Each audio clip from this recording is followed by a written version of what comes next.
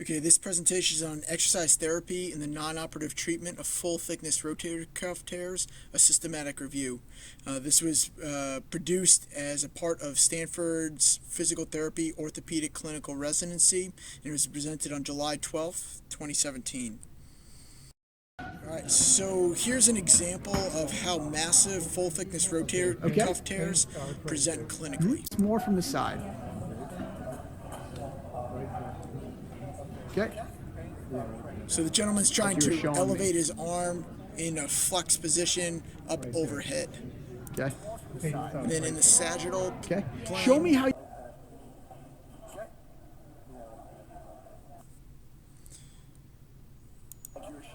abduction, we can see that he's only able to get to about 80-90 degrees of abduction. Internal and external rotation. So the primary goal of today's presentation will be to treat this patient and every other patient like him who presents with the full-thickness rotator cuff tears. There he's kind of describing with his hands what he's feeling as he's internally and externally rotating the shoulder. The gentleman has a full-thickness supraspinatus tear and a full-thickness subscapularis tear. Here's a compensatory movement to get the arm up overhead. He's able to achieve it by reducing the load on the rotator cuff and using accessory muscles of the tricep and deltoid, as well as the other hand. Yeah.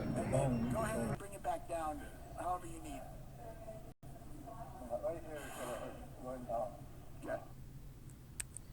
Okay, so for this presentation, you as the audience will be able to answer the question of this patient. He had 3 of them that were most important to him. Do you think that I need surgery? How can physical therapy help me? What will my outcome be with physical therapy?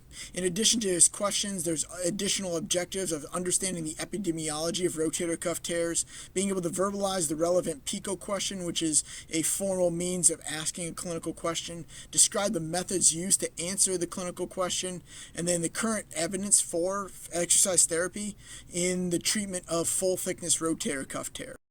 So a little bit about the epidemiology. So there's about 4.5 million patients per year in the United States that have shoulder pain in general.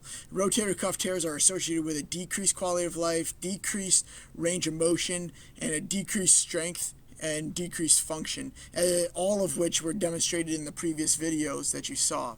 All right, from ages 60 to 69, we can see that the prevalence of rotator cuff tears is between 20 and 28%.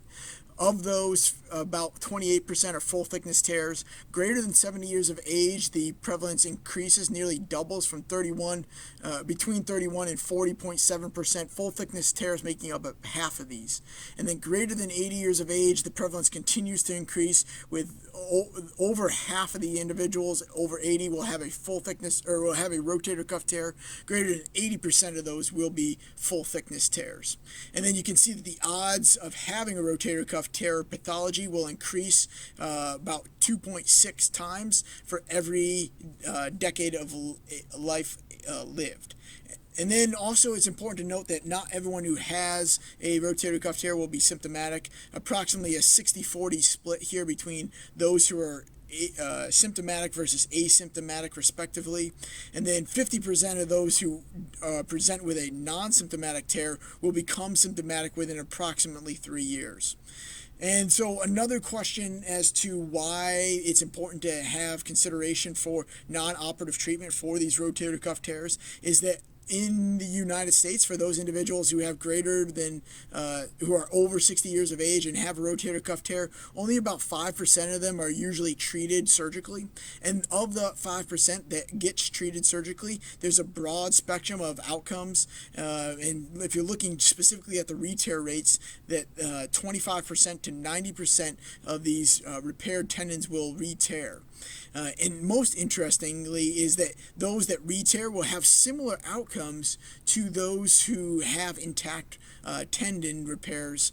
And so that kind of begs the question as to what's the efficacy of non-operative treatment in being able to preserve the function, range of motion, strength of these individuals.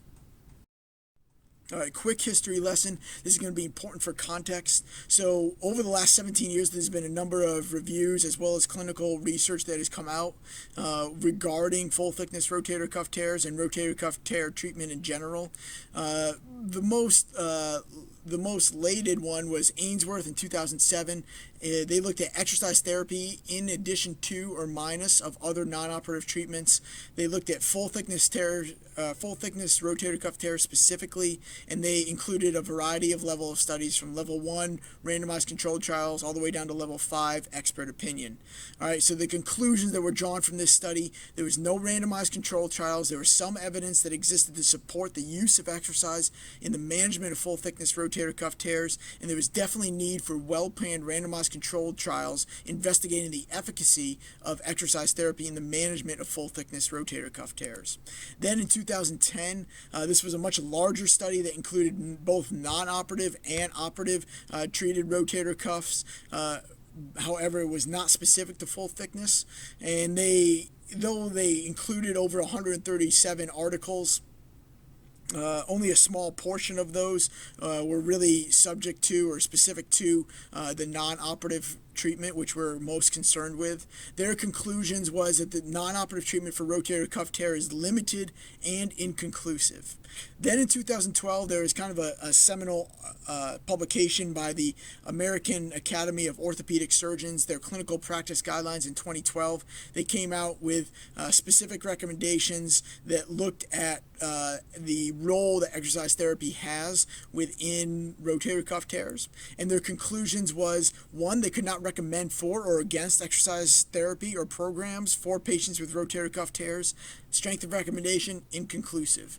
Additionally, they could not recommend for or against home-based exercise programs versus facility-based rehab, even after rotator cuff tear surgery. So this was an additional knock on the physical therapy profession and the skilled quality of care that can be provided, and showing that there was really no clear-cut improvement in outcomes, whether these individuals were self-administered exercises or if they were just or if they more specifically sought skilled quality of care within a facility.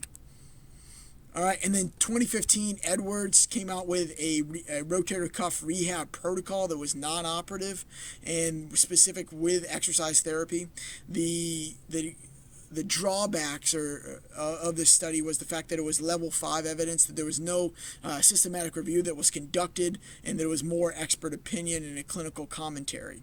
But it did start to turn the tide as far as asking the question of what is the true evidence of exercise therapy in rotator cuff tear treatment. Rioza in 2016 did find 3 randomized controlled trials. They compared non-operative to operative treatment, and it was not specific to full-thickness rotator cuff tears, and they only, again, included 3 randomized controlled trials. However, their findings were a little bit more promising in supporting exercise therapy for the treatment of rotator cuff tears. There was a conservative approach is advocated for as the initial treatment, and there's limited evidence that surgery is not more effective in treating symptomatic rotator cuff tears than just conservative treatment alone. So in summary of what this previous literature means, one, the most specific prior review that has been conducted for exercise therapy for full-thickness tears is over 10 years old at this point. The American Academy of Orthopedic Surgeons in clinical practice guidelines in 2012 does not demonstrate the value of exercise therapy for rotator cuff tears, whether that be skilled care and or self-administered. Edwards in 2015 provides the most comprehensive evidence-based protocol currently, and that is unfortunately just level 5 clinical evidence or expert opinion, as they did not actually conduct a systematic review, though they use literature to support their protocol and their argument that exercise therapy can be beneficial. There was no formal search that was conducted. And then Rioza in 2016 provides more but limited evidence that exercise therapy is the first line of treatment in rotator cuff tear treatment. All right, so if we're looking at Ainsworth, the most specific prior review to the question that we're concerned with, we have to start to look at what is the criteria for updating systematic reviews. And really there's three criteria. One, there has to be sufficient time lapse, approximately 2 years.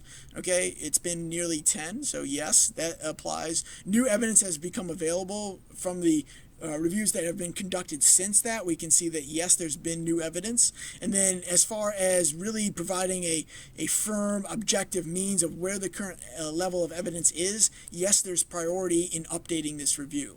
And so that was goal of this, or one of the goals of this current review, right? So number one goal was to update a prior review, Ainsworth 2007, by synthesizing the available research on the effectiveness of exercise therapy for full thickness rotator cuff tears. Additionally, we wanted to be a little bit more objective. We wanted to look at the level of evidence of exercise therapy and provide specific levels of the current studies that are available, and then synthesize that into a grade of recommendation so that it's clear to future researchers as well as clinicians as where the current research lies when treating rotator cuff tears conservatively.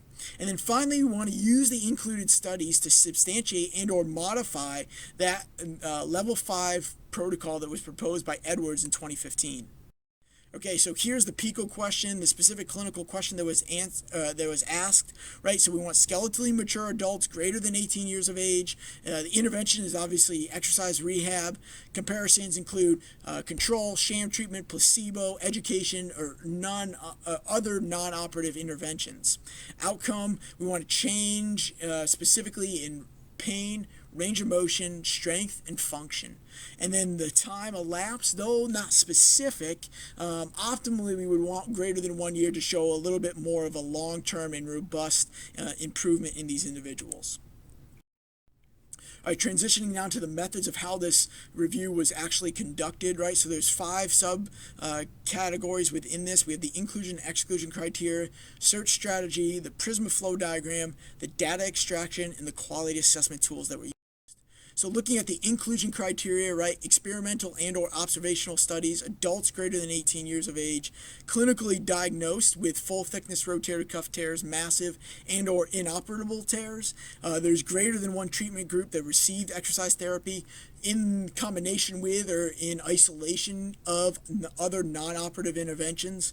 There was English language specific to the included studies, and then the outcome, pain, range of motion, strength, and function, as previously mentioned. Now, this is the inclusion and criteria that Ainsworth 2007 had used, and thus as convention when updating a review that it's necessary to keep the inclusion and exclusion criteria as synonymous as possible as a means of still having a good comparison and update from apples to apples rather than apples to oranges. And then the exclusion criteria, right? So history of surgical repair within the shoulders, concurrent significant trauma or derangement of the shoulder that was not just rotator cuff tear, neurological and impairment affecting the shoulder function, such as a stroke or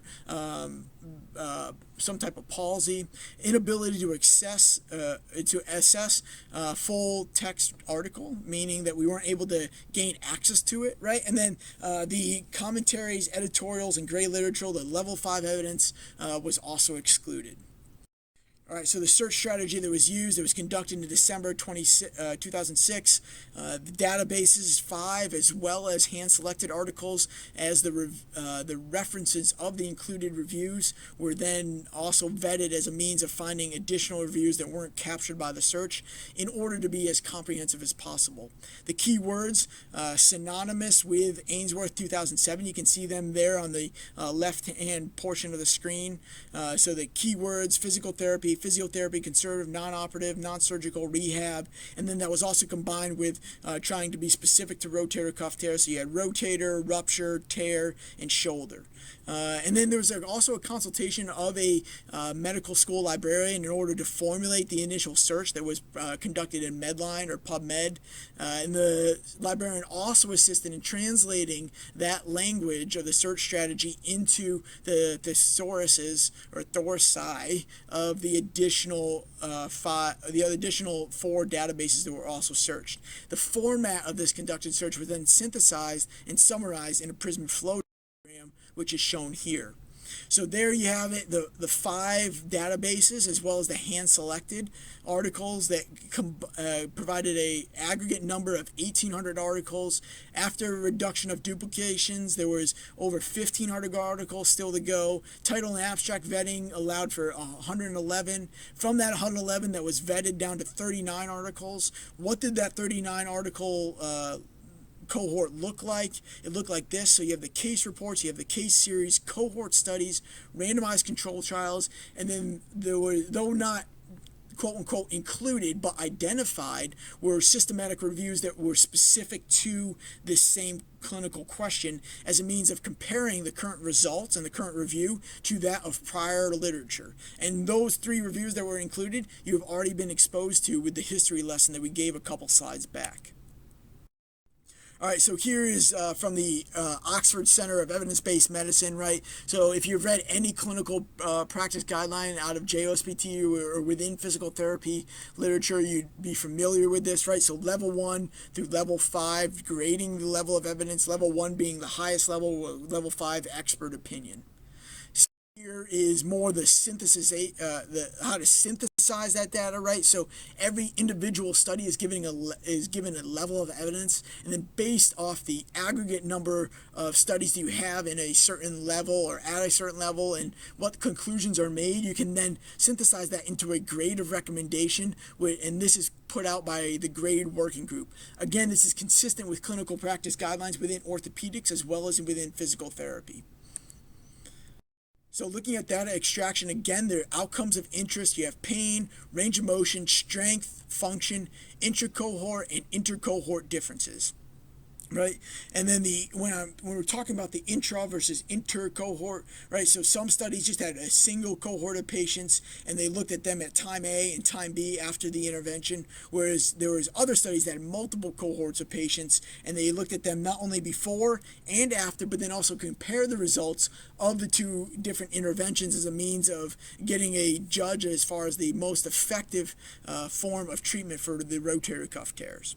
And then looking at the specific stats here, right? So you have statistical significance, and this was extracted directly from the articles, whether there was actually stated. And this simply means that there is a less than 5% chance that the findings of improvement are just by chance. And then the clinical significance. Now, this is not as intuitive. This comes out of research from the shoulder as well as in orthopedics from Kuhn in 2009 that looked at a similar review and a similar clinical question, but specific to subacromial impingement syndrome. And they define clinical significance as not only meeting statistical significance, but also improving by whatever respective outcome by greater than 20% improvement from baseline. And so that was also carried over to this study as a means to showing that these studies were not just simply statistically significant, but then they also were potentially more clinically significant by having a greater than 20% improvement. And then the MCID, the minimal clinical important difference, was utilized only for function and the outcome measures, and only when there was no other statistical significance that was calculated, and there was an accepted MCID for that respective outcome measure. Quality assessment tools. So when you have different study designs, you have to use different tools. So here are the different study designs that were included: the systematic reviews, experimental, and observational, and then the 3 respective tools: the AMSTAR guidelines, the Cochrane risk of bias assessment tool, and the NAHS Centers of Reviews and Dissemination tool. Now, the justification for these specific assessment tools are given there in the far column, right? You have the AMSTAR guidelines as being valid and reliable, as well as rigorous when assessing orthopedic literature. The Cochrane risk of bias assessment tool, used by recent and higher quality systematic reviews than the original Ainsworth 2007, and they didn't. Though they had intended to use the Pedro scale, there was no randomized controlled trials within Ainsworth of 2007, as you saw within their conclusion, and thus I chose the Cochrane risk of bias as a means of using that which is currently standard within shoulder literature and rotator cuff tear literature as a means of, again, comparing the most recent reviews to the current one. So again, comparing apples to apples. The same justification or similar justification was used with the NAHS, Centers of Review's dissemination tool, right? This was kept consistent with Ainsworth 2007. The reason here is that all of the 10 studies that they included, they were all observational studies, and so again, trying to keep with the convention and keep everything as standardized and consistent as possible from the original review, this same assessment tool was utilized in the current study. All right, so that's the methods. That's how the search was conducted. Let's see what was found, right? So here are the results. You have 4 subcategories here: patient and shoulder demographics, outcomes, the components of rehab programs, and then the quality assessment tool results that we just discussed. All right, so total number of subjects, over 1,900, over 2,000 shoulders were included. Of those, about 1,600 plus were treated non-operatively. There were surgical cohorts that were included as a means of for comparison against the non-operative treated shoulders, but they were only included about 13%, and then there was no treatment or controls, made up about 4% of the total shoulders and subjects included. There was about a 15% non-satisfied rate where individuals started as non-operative treatment, and then within approximately 12 weeks of physical therapy, they were then transitioned to surgical repair if unsatisfied. The mean age was approximately 64, and then the split between males and females was favoring males only slightly, and this is consistent with that which is quoted in the literature of males being slightly higher prevalence with rotator cuff tears than females. And then the follow-up, remember the adequate time for follow-up was listed within the Pico question at least 1 year, if not greater to, and the average follow-up here was 2.7 years. Patient demographics, so this allows you to kind of visualize the different study designs and the number of shoulders per study design. So it was almost a 30-30-30 split between randomized control trials, cohort studies, and a case series. You will know that there's a slightly more number of observational studies with the cohort studies and the case series. Case reports were included but made up less than 1% of the included shoulders. And subscapularis of how this is. All right, and if you're looking at the reason why infraspinatus and supraspinatus are the most common tendons, there's usually at least 5 reasons there in the literature that justify this or rationalize this. So supraspinatus tendon has increased apoptosis and decreased type 1 collagen relative to the controlled tendon, leading to a decreased healing capacity. It's the most common location for rotator cuff tear initiation is 15 millimeters posterior to the insertion of the long head of the biceps, right at the junction of the infraspinatus and the supraspinatus. The critical zone is also said to be one of the rationales for why these tendons are more likely to give way. And the critical zone is an area of hypovascularity, right? So you have the proximal blood supply coming in following the muscular tendinous junctions, and then you have the distal blood supply given off by the circumflex artery and creating an anastomosis and an area of hypovascularity. This critical zone is said to be increased with age as well as pathology of the rotator cuff tendons, and so that area of hypovascularity is said to decrease the amount of oxygen and nutrients to the tendons, thus predisposing them to potential injury. So as the supraspinatus tendon begins to tear, there's increased tensile strength or strain not only on the remaining supraspinatus fibers but also along the fibers of the infraspinatus, thus predisposing it to also potentially giving way after the initiation of the supraspinatus tear or supraspinatus pathology. And then supraspinatus and infraspinatus share a common tendon upon insertion, and thus if there's a predisposition for one of the tendons to be injured, then most likely the next one will also follow as they have that intimate relationship at the insertion point. All right, and if we're looking at teres minor and the prevalence here, so it said that teres minor tears are rare in isolation, and then also looking at those teres minor muscles in individuals who have supraspinatus and infraspinatus tearing, there's said to be an actual preservation of the teres minor, and this is secondary to hypertrophy. So unlike the infraspinatus tendon that is predisposed to increased tensile loads and then giving way as well, the teres minor is actually adapted by this, so it has increased demand and then is able to regenerate into hypertrophy, giving it a means of almost protection in tearing in the larger posterior tears. Subscapularis has a prevalence of 31%. However, if you're looking at shoulders and rotator cuff tears that are indicated for surgery, it's only closer to 6%, which is close to the 3% that was found within this current review.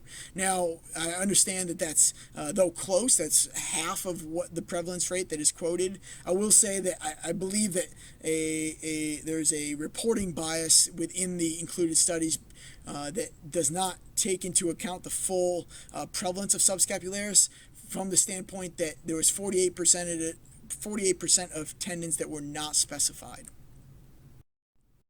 All right, if we're looking at shoulder demographics and the tear size, so it's very possible that a counter argument to whatever this review finds is that, yeah, maybe those were full thickness, but those were small full thickness tears. But that's actually not the case. It's actually a little bit more on the upper end of the spectrum, right? So if you're looking at the distribution here, that of those tendons that reported the classification system, and you can see that this is by the DiOrio and Caulfield size classification for rotator cuff tears, that there's that the massive, the greater than 5 centimeters and or greater than 1 tendon, consistent with the gentleman that we saw in the videos at the beginning of the lecture, that this made up the majority of the shoulder demographics included. And then also you have to appreciate the fact that there's over 700 shoulders that were not actually reported on as far as the tear. It just simply said full thickness tear. So if you're looking at the shoulder demographics of the mechanism of injury as well as the chronicity, you can see that the majority of these, over 80%, are atraumatic tears. And then if you're looking at the chronicity or the duration of symptoms prior to the intervention, we can see that these are majority chronic tears as well, right? Greater than 12 months. All right, so here is an important slide as far as understanding the outcomes of the results of the included studies, right? So we can, I'm going to kind of step through this from right to left, right? So you can see that you have pain improvement, pain not improved. You have range of motion improved, range of motion not improved, strength improved, strength not improved, function improved, function not improved. All right, and then also appreciate the different shades within the bars and the columns here, right? So this indicates the level of study or the type of study design for each of the different colors and or blocks of color, right? For instance, take pain improvement, right? That bottom, that bright color is representing the randomized control trials. The next, that kind of pinky color, is then going to be the cohort studies, and then the very pastel red is going to be the case series, and then the case reports, you can see that this has very little influence, as previously alluded to, and that's just the very sliver that you see at the top of the column there. And so this is consistent for each of the color schemes that you see for the respective outcomes. And really, by and large, this data is telling you is that there's significant improvement in pain, significant improvement in range of motion, strength, and functional improvement relative to the number of shoulders that did not improve in these same outcomes. And then you can take a closer look. If you want to pause the video, you can look at the data table below to actually get the numbers for the given bars and the different shades here. All right, so here's another important slide to understanding the outcomes and the results, right? So this is the same exact data that was looked at in the previous slide. However, instead of looking at breaking it down by study design, we're looking at clinical and statistical significance. And so orienting you to the colors that you see, the dark navy blue that you see in each of the outcomes that are improved represent the number of shoulders, or the proportion of shoulders that did not report statistical significance within the original article. This light sliver of light blue that you see just above that, it's only shown in the range of motion improvement and the strength improvement, demonstrate that slight number of proportion of shoulders where statistical significance was calculated but was not statistically significant. And then above that you have the light blue indicating that these are indeed statistically significant, and then the yellow indicating yes, these are statistically significant shoulder improvements and they're greater than 20%. Again, previously established clinical significance by Kuhn 2009 when looking at a similar clinical question but for subacromial impingement. And then what you can see, the thing that stands out here is the green within the functionally improved, and so this is those shoulders that where statistically significance was not reported and there was an established MCID or minimal clinical important difference, and that the outcomes or the shoulders that improved were compared to the established MCID and demonstrated a greater improvement than the MCID, meaning that this would otherwise be considered to be clinically significant difference or improvement.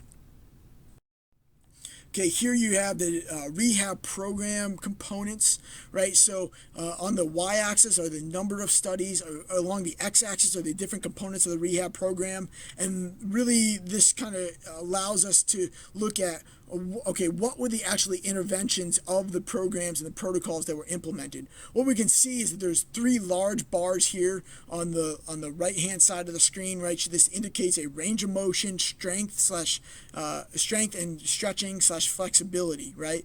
And then you have also education and phase progressions were also a prevalent component. Over a third of the studies included this. And then pain management was also important, either in pharmacological means versus injections and oral medications, and or within cryotherapy and thermal therapy. And then it's also important to note that there was home exercise prescribed in over a third of these studies. That being said, a lot of studies recommended the exercises be done on a daily basis, on multiple times a week, though they did not specify that this was actually quote-unquote home exercise program. It is important to state that in a third of them, they did actually specify that this was quote-unquote home exercise program, self-administered exercise. All right, so if you're looking at the quality assessment of the observational studies, right, this is a busy chart. I don't expect you to look at all the details. I do expect you to understand some of the things that went really well for these different studies and their quality, right? So relevant subjects, appropriate inclusion criteria, the adequate follow-up of greater than 1 year was successful in greater than 75% or close to 75% of these studies, and then loss to follow-up are accounted for. This was really well done. All of the studies either had all the subjects present and or accounted for those that were lost to follow-up. If you're looking at the appropriate disability outcomes, right, this is also really well done. Only 2 out of the 27 failed to actually have an appropriate disability outcome. And then the prospective study investigation, this is where the quality, these studies struggled with the quality assessment. Only approximately 12 out of 27 specifically stated there was a prospective investigation. There was no blinding of the assessment except for within 3 out of the 27 studies.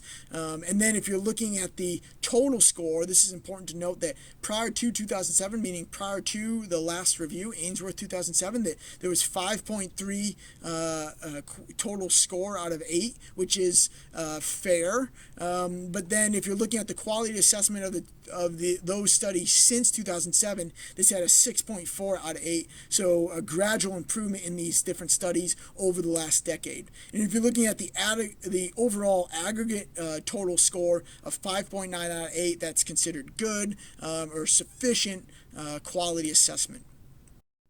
More specific to the randomized controlled trials, a similar theme here, right? So the blinding of participants and or personnel was high for all of these studies. This is consistent finding across physical therapy, as it's difficult to blind the therapist as well as the participants to the specific intervention that is being done, as they clear. It's not the same as taking a placebo pill as it is within some other medical research. However, the blinding of outcome assessment could potentially be done within physical therapy, and it was done in one of the studies here in Moosemary 2010-2014.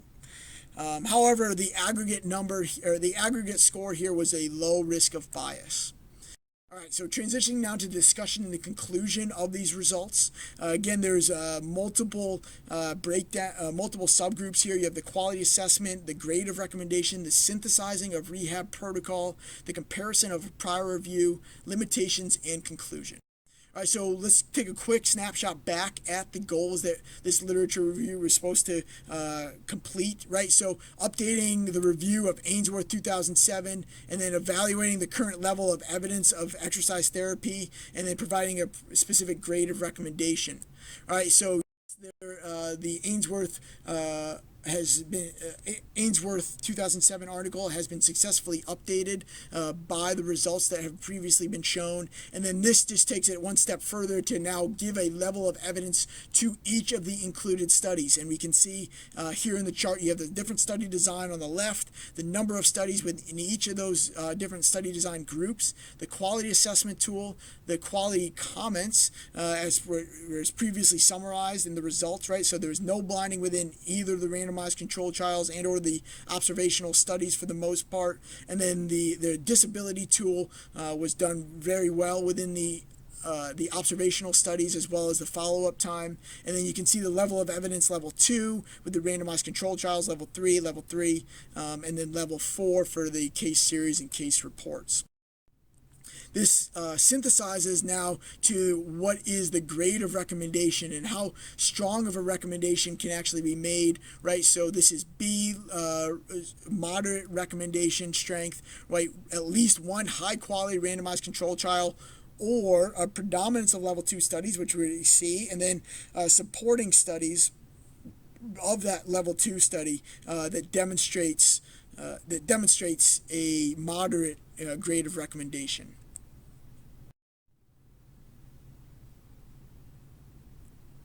So check, and then if we're looking at that third goal, right, we use included studies to substantiate / modify the most recent proposed expert opinion protocol, the Edwards protocol in 2015. So in order to do this, we go back to the results, right, and we'll look at the actual prevalence of the different components. Before we do that, it's important to understand what Edwards protocol looks like. This is only a summary chart if you're interested, and I think it's a great paper to have within your library or your personal library. If you see these individuals with rotator cuff tears, that you look at, you pull this article, you find the references as well as the appendix, which is summarized here for you. So you have 4 different phases. You have range of motion, flexibility, strength and proprioception in the more advanced stages, right? You have the different goals associated with each phase, dosage of the specific exercises. This is also backed by research within the article. And then you have the progressions not only across different phases, but within different phases, which is also nice to have as far as guidance and being objective when transitioning from one phase to the next. Now, if we're comparing this to the prevalent components, yes, range of motion, yes, strength, yes, stretching and flexibility. Each of these have their own individual phase within the Edwards protocol, which is great. Additionally, they include a home exercise program, they include posture, and they include a phase progression. However, the 3 things that they don't include, which potentially should be considered here, are injections and oral medications, right? So, so though not shown on this graph, there was also a prevalence of cryotherapy and or thermotherapy that was used by authors of the studies that were included within this review as a means of starting to take the edge off the pain for these individuals, right? So there's been shown to be correlation between patient outcomes and overall change in pain levels, and so failing to address this would be a potential area for improvement within the Edwards protocol. The educational component cannot be overstated, right? This goes back to the specific 3 questions that was asked by the initial patient that you saw at the beginning of the slideshow, and had what could physical therapy do for him? Did he actually need surgery? And what was the prognosis that physical therapy could have? And then also, it's been shown within a couple of these studies, as well as in shoulder and orthopedics across the board, that manual therapy can expedite and or augment the effects of exercise therapy. So considerations of this suggestion for the Edwards protocol. Again, a lot of good strengths within the protocol that Edwards proposed, addressing 4 out of the 6 primary deficits of full-thickness rotator cuff tears, specific phases, goals, and parameters. There's an emphasis on the 3 most prevalent components. The evidence based within the rotator cuff literature was from a lot of the studies that were included within the current review, which was nice to see for consistency. And then the guidance for phase progression was also given. The 3 primary areas for improvement, right? So symptom management and or pain management interventions should be considered. Over 70% of the randomized control trials included some type of pharmacological pain management. Cryotherapy and or thermotherapy was also utilized in a number of studies. Patient education is critical. Over a third of these studies included standardization, whether it be in pamphlet form or in one-on-one education to these patients about what their condition meant and how physical therapy and exercise could help. And then also the consideration of manual therapy, which was demonstrated in the previous slide. So again, you see the 3 goals, and you see the 3 checks that all of these goals have been met within the literature review that has been conducted. The last thing that needs to be done is a comparison of the identified reviews, right? So Ainsworth 2007 has successfully been updated by this current review. And then if you're looking at also Rioza and CETA reviews, we can compare. Okay, so the final thing that needs to be done is simply comparing the current review and its results to that of prior reviews, right? So looking at Ainsworth, CETA, and then Rioza in 2016, right, we can see that the current review, if you're looking at the number of included non-operative articles identified and included within each of these reviews, the current review has provided a very comprehensive approach to including the number of articles and nearly doubling the next closest of CETA in 2010. Story applies when we're looking at the number of non-operatively treated shoulders, right? So the previous review, Ainsworth in 2007, has sufficiently been updated, and this kind of emphasizes that yes, a current update was needed, as there's been a significant increase in the number of non-operative number of shoulders using their search criteria. And CETA again was the next closest, but again, this only included approximately 1/3 of the number of non-operatively treated shoulders. If you're looking at now the overall quality assessment of these different reviews, you can see that the current review using the AmStar guidelines holds its own with a 9 out of 11 considered to be good quality relative to Ainsworth, CETA, and Rioza. Ainsworth kind of bringing up the tail there at 5 out of 11, using the 5 out of 11 meaning a fair outcome when using the AmStar quality guidelines. And then looking at the conclusions and at the objectivity of the conclusions that were made by this and the clarity that it provides for both clinicians and future researchers, right? In 2007, there was some evidence that existed. And then in CETA 2010, there was limited and or inconclusive. And then Rioza did start to get the wheel turning a little bit more momentum in the form of arguing for exercise therapy being the first means of treatment for full-thickness rotator cuff tears, and showing that there's limited evidence comparing the outcomes of surgical and non-operative treated or conservative treatment alone. And then the current study giving a more objective means of saying, here's the level of evidence of the included studies, the most comprehensive, the most included to date, and the grade of recommendation that is associated with these different with these different levels of evidence in these different included studies. All right. This review, however, was not without limitations. So there was 5 limitations that were identified. The first, the ambiguity between rotator cuff tears and subacromial impingement syndrome. So NEARS identified 3 different stages of subacromial impingement syndrome. Stage 3 is said to be mechanical disruption of rotator cuff tendon in the form of either a partial and or full thickness tear of the rotator cuff tendon. And so there was identified studies that were captured by the search strategy. However, the fact that they did not specify the stage of the subacromial impingement led to inability to really identify those as being either partial and or full thickness and or just simply pathology and tendinopathy as a result of the subacromial impingement, and thus those articles were withheld from the current review. The rotator cuff classification system also posed a difficult means or a place of ambiguity, right? So before 2013 there was over 9 classification systems within the current literature that was being utilized and publicized, and so this made it even slightly difficult when we're trying to standardize across the board as far as cutoffs. That's why you saw within the inclusion criteria, you saw full thickness tears, you saw massive tears, and you saw inoperable tears. Thankfully, the International Society of Arthroscopy and Knee Surgery and Orthopedic Sports Medicine in 2013 came out with a positional statement that standardized and kind of summarized the different classification systems that were out there. However, the articles that have been published prior to, and even some of those published after that, still did not utilize the classification system that was standardized in 2013 by this positional statement. Additionally, English included literature was included only, and the reason being that there was lack of translational resources available.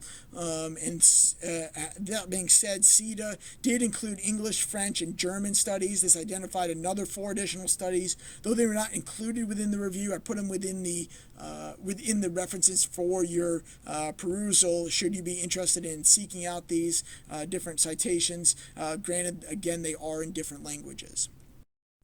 Limitations continued, inclusion of mixed study design, right? So we had study design all the way from level 4 all the way up to the level 2 randomized controlled trials. And as I pointed out a couple times or alluded to, that the case reports within this included review were not really influential. They made up less than 1%.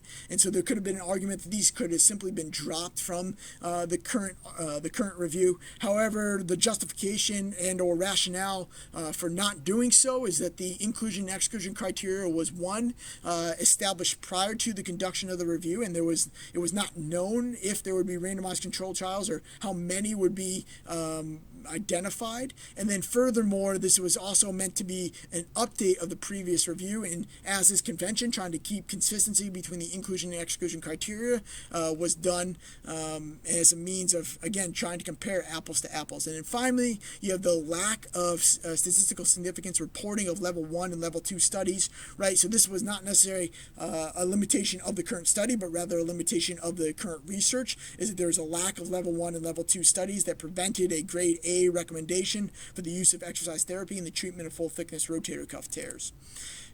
Conclusion of this research is that it's tough being a cuff, and that rotator cuff tears increase with prevalence of age. The current literature suggests a grade B, moderate recommendation of strength for exercise therapy in the management of full thickness rotator cuff tears. Future research should be well-designed randomized controlled trials that take into consideration blinding of the assessors, the participants, as well as the clinicians involved. Clinical relevance, again, approximately 5% of those individuals with rotator cuff tears in the United States over the age of 60 get surgical intervention. That means there's another 95% of those individuals that need to have alternative means of treatment. Furthermore, those 5%, remember that there's a wide range and spectrum between 25% and 90% of re-tear rates reported within the literature.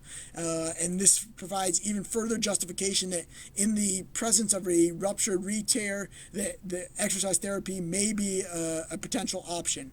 And this review provides substantial evidence that exercise therapy is effective in the treatment option for full thickness rotator cuff tears. It also proposed a gold standard evidence-based protocol. This was the Edwards protocol with the added recommendations of pain management, patient education, and potential potential considerations of patient-specific manual therapy when indicated by the clinician.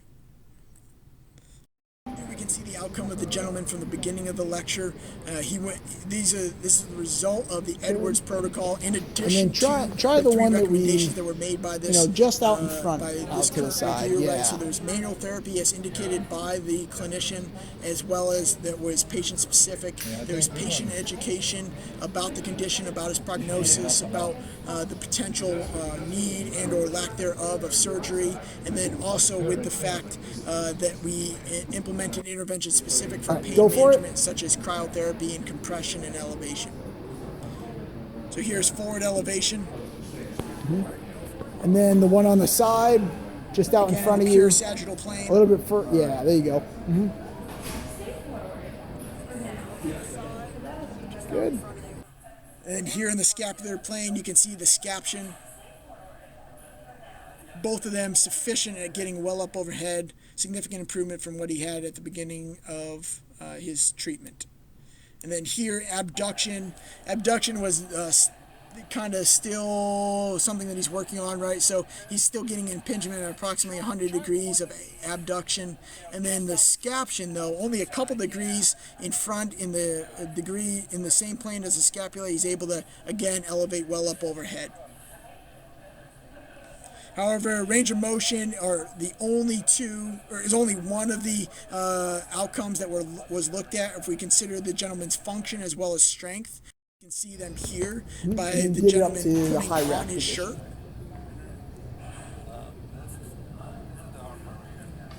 Yeah. And then go ahead and flip. Thanks, Jason. All right, and then he's also a architect by trade, and so one of his specific goals is being able to manipulate a 10-pound skill saw.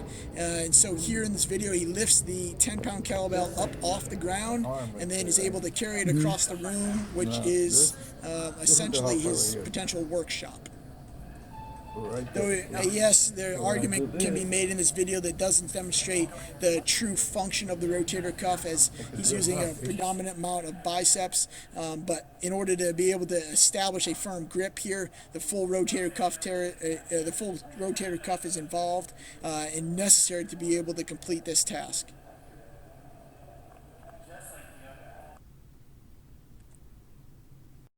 All right, thank you so much for listening. If you have questions, comments, or concerns, please put them in the comments section below this video. Additionally, if you would like to review the references that were used within this current presentation, they're here for your review. Feel free to pause and look through them should you want to pull them for your own references.